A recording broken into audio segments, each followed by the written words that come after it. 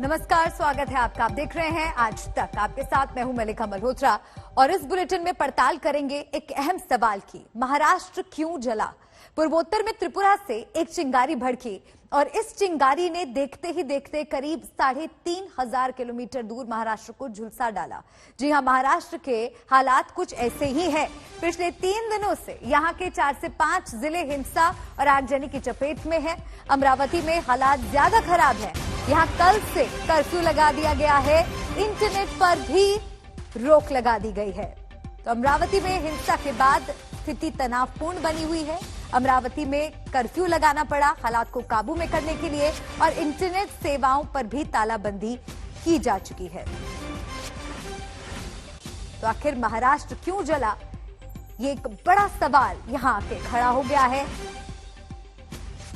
पूर्वोत्तर में त्रिपुरा से एक चिंगारी भड़की और इस चिंगारी ने देखते ही देखते करीब 3,500 किलोमीटर दूर महाराष्ट्र को झुलसा डाला है। महाराष्ट्र के हालात इस वक्त काफी तनावपूर्ण है, चिंतनीय है। पिछले 3 दिनों से 4 से 5 जिले हिंसा और आगजनी की चपेट में हैं और अमरावती की अगर बात करें तो यहां पर हालात ज्यादा खराब है और हालात को काबू में करने के लिए सख्त कदम उठाए जा रहे हैं।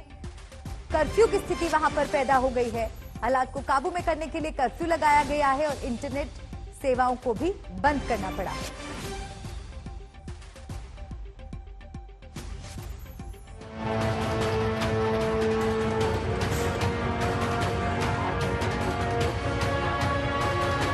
जलती दुकान,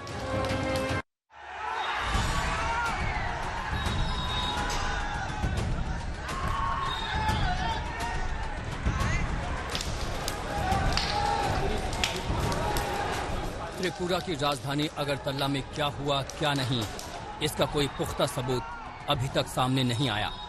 लेकिन त्रिपुरा के नाम पर महाराष्ट्र को खुलेआम आग में झोंक दिया गया। नांदेड़, वाशिम, नासिक, अमरावती, एक एक करके महाराष्ट्र के जिले उस घटना के नाम पर सुलगने लगे जिसका न कोई पता था न ठिकाना। पिछले 3 दिनों में दुकानें बंद हुई, बाजार बंद हुए, प्रदर्शन हुए, पथराव हुआ, आगजनी हुई, लाठीचार्ज हुआ और आज नौबत कर्फ्यू तक आ गई। शुक्रवार और शनिवार के दिन हुई हिंसा की घटनाओं के बाद अमरावती में अब कर्फ्यू लगा दिया गया है। सेंसिटिव इलाकों में इंटरनेट सेवाएं बंद कर दी गई हैं।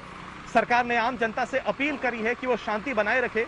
दूसरी तरफ पुलिस प्रशासन ने यह भरोसा दिलाया है कि हिंसा करने वालों के खिलाफ कड़ी कार्रवाई करी जाएगी। कुल मिलाकर प्रशासन का कहना है कि स्थिति तनावपूर्ण बनी हुई है लेकिन नियंत्रण में है। शनिवार शाम से अमरावती में कर्फ्यू लगा दिया गया है। कर्फ्यू अगले आदेश तक प्रभावी रहेगा। मेडिकल इमरजेंसी के अलावा लोगों को बाहर निकलने की इजाजत नहीं है। शनिवार को चित्रा चौक, कॉटन मार्केट और कोतवाली इलाके में पथराव हुआ था। हिंसा के मामले में कोतवाली पुलिस ने 11 FIR दर्ज की है। पुलिस धारा लगाई है, स्वयं CP से और हमारा सब स्टाफ अदर डिस्ट्रिक्ट का भी आया है। अभी नागरिकों से यही आह्वान है कि वो शांतता से ले। सब जगह हर जगह पुलिस तैनात है, बंदोबस्त लगा हुआ है। सर मुझे बोलिए कि कहाँ से कुमक बुलाई है? सब रेंज से, नागपुर रेंज, अमरावती रेंज से बुलाई है। अमरावती की ये तस्वीरें सबूत हैं इस बात की कि किस तरह लोगों की भीड़ बिना बात के उन्मादी हो जाती है। जिस बात का सिर पैर पता नहीं, उसके लिए अमरावती में 2 संप्रदायों के लोगों ने सड़क पर खूनी जंग छेड़ दी। घटना को कवर करने पहुंचा एक स्थानीय पत्रकार भी इस नफरत की हिंसा में झुलस गया। नहीं लगाया, डॉक्टर के पास नहीं गए क्या? नहीं, डॉक्टर के पास ले जाओ, अपने गाड़ी में ले जाओ। कोई मैडम ये पैरी तक के घर तक के अंदर घुसने की कोशिश। हमारे जिले को पिछले कई साल से हम लोग एक इंडस्ट्रियल जिला करके हम लोग इसकी प्रतिमा यहाँ पे बढ़ा रहे और ऐसे माहौल में यदि ऐसा कुछ होता है, जो कल हुआ वो भी निंदनीय है और जो आज हुआ वो भी निंदनीय है। लेकिन जो हो गया वो हो गया, इसके बाद में ऐसा नहीं होना चाहिए। दरअसल शुक्रवार को त्रिपुरा के नाम पर मुस्लिम संगठनों ने बंद बुलाया था। बंद के दौरान जमकर तोड़फोड़ और मारपीट की गई। इसके विरोध में शनिवार को बीजेपी ने बंद बुलाया और जुलूस निकाला। बीजेपी के जुलूस के दौरान भी उपद्रव और हिंसा हुई। लेकिन शनिवार को पुलिस मुस्तैद थी। पुलिस ने बीजेपी के जुलूस पर लाठीचार्ज कर दिया। लेकिन सरकार करके लॉ एंड ऑर्डर रखने की जिम्मेदारी सरकार की है और हर समाज को एक न्याय देने का काम करने की आवश्यकता है। जब जो घटना घटी नहीं त्रिपुरा में, उसकी अफवाह के ऊपर या दंगा फसाद हुआ, तभी सरकार ने ध्यान नहीं दिया। अमरावती में वो एक्शन को रिएक्शन के लिए बंद था, तभी सब दलीय लोग रोड पे उतरे थे, हिंदुत्ववादी जनता रास्ते पे उतरी और वहाँ जो चीज़ हुई उसकी हम समर्थन नहीं करते, लेकिन उसके ऊपर लाठीचार्ज किया जो कल हुआ नहीं। सांप्रदायिक आग में सुलगते महाराष्ट्र के एक नहीं कई गुनहगार हैं। सवाल यह है कि क्या सभी की पहचान हो पाएगी? पहचान हो भी गई तो क्या इन्हें कानून की चौखट तक लाया जाएगा? अमरावती से धनंजय साबले और पंकज उपाध्याय के साथ आज तक ब्यूरो। अमरावती की ग्राउंड रिपोर्ट आप तक पहुंचाने के लिए आज तक संवाददाता पंकज उपाध्याय यहां पर पहुंचे, उन्हीं से ताजा जानकारी लेते हैं, जुड़ गए हैं हमारे साथ। पंकज, त्रिपुरा हिंसा का इतना बड़ा साइड इफेक्ट महाराष्ट्र को कैसे झेलना पड़ रहा है? देखिए, सबसे पहले अमरावती से मैं आपको ताजा जानकारी दे देना चाहता हूं। महाराष्ट्र के गृह मंत्री दिलीप वलसे पाटिल ने बताया है कि जो कर्फ्यू है वो 4 दिन तक रहने वाला है। साथ ही साथ जो इंटरनेट सेवाएं हैं वो भी 4 दिन तक बाधित रहेंगी। मेडिकल इमरजेंसीज के लिए आम जनता घर से निकल सकती है, उसके अलावा आम जनता घर से नहीं निकल सकती है। किसी भी जगह 5 से ज्यादा लोग एक साथ इकट्ठा नहीं हो सकते हैं। महाराष्ट्र के गृह मंत्री ने यह भी कहा है अब इस पूरी हिंसा के मामले की जांच कराई जाएगी। त्रिपुरा में जिस मामले को लेकर महाराष्ट्र में ये साइड इफेक्ट्स हो गए, मालेगांव में, नांदेड़ में, अमरावती में, क्या ऐसा कोई वाकया हुआ भी था या नहीं, इसकी भी इन्वेस्टिगेशन करी जाएगी। रजा एकेडमी का इस पूरे मामले में क्या रोल रहा है, क्या भूमिका रही है, इसकी भी इन्वेस्टिगेशन करी जाएगी। लेकिन ग्राउंड जीरो पर पुलिस अभी मुस्तैद है। उसका कहना है कि स्थिति तनावपूर्ण है लेकिन नियंत्रण में भी है। ठीक है, शुक्रिया आपका पंकज। ये तमाम जानकारी दर्शकों तक पहुंचाने के लिए नजर आप बनाए रखिएगा। महाराष्ट्र में जो हुआ और जो अब हो रहा है वो वाकई आंखें खोल देने वाला है। सोशल मीडिया और इंटरनेट के इस दौर में जितना आसान सूचना पहुंचाना है उतना ही आसान अफवाह भड़काना भी हो गया है। माना जा रहा है कि महाराष्ट्र हिंसा के पीछे भी अफवाहों की यही साजिश जिम्मेदार है, लेकिन आरोप प्रत्यारोप की सियासत में जिम्मेदारी तय नहीं हो पा रही है।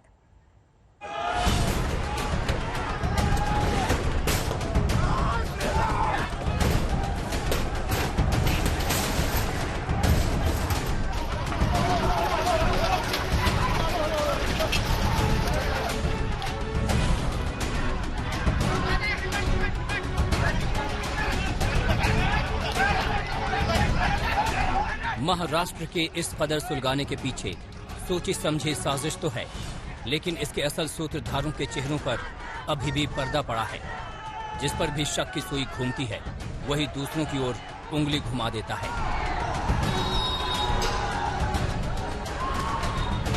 आरोपों के दायरे में सबसे पहले आया रजा एकेडमी नाम का मुस्लिम धार्मिक संगठन। शुक्रवार को अमरावती में बंद के दौरान जो तोड़फोड़ हुई वो बंद रजा एकेडमी ने ही बुलाया था। आरोप ये भी है कि अगरतला के फर्जी वीडियो और फोटो के जरिए लोगों को भड़काया गया, लेकिन रजा एकेडमी के कर्ता धर्ता इससे पल्ला झाड़ रहे हैं। जो हिंसा करवाता है वो तो जिम्मेदारी लेता नहीं, जो फसाद करवाता है वो तो जिम्मेदारी अपने को लेता नहीं। और हमने तो रसूलुल्लाह के नाम पे बंद करवाया था और फसाद की जिम्मेदारी हम लें, ये कौन सी बात है? फसाद से दूर दूर का कभी हमारा ताल्लुक नहीं रहा। अब दुकान हमने बोला बंद करने के लिए, अब उसके अंदर चोरी हो गई तो उसके अंदर हमारी जिम्मेदार क्या है? वो चोर को पकड़ा जाए। हमने तो बोला था दुकान बंद करने के लिए ना, चोरी करने के लिए नहीं बोला था। तो जो चोर है उसको पकड़ो आप। तो जिन लोगों ने फसाद किया है उनको बिल्कुल न बख्शा जाए। 1978 में शुरू हुई रजा एकेडमी सुन्नी मुस्लिम समुदाय का संगठन है जो कई बार विवादों में आ चुका है। इसी साल रजा एकेडमी ने दुनिया भर के मुस्लिम देशों से फ्रांस के राष्ट्रपति के खिलाफ फतवा जारी करने की मांग की थी।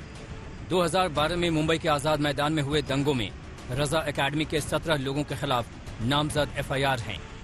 रजा एकेडमी ने बांग्लादेशी लेखिका तस्लीमा नसरीन के खिलाफ भी हिंसक प्रदर्शन किए थे। इसी संगठन ने 1988 में लेखक सलमान रश्दी के खिलाफ भी फतवा जारी किया था। प्रतिक्रिया देने की ये कोई तरीका होता है क्या?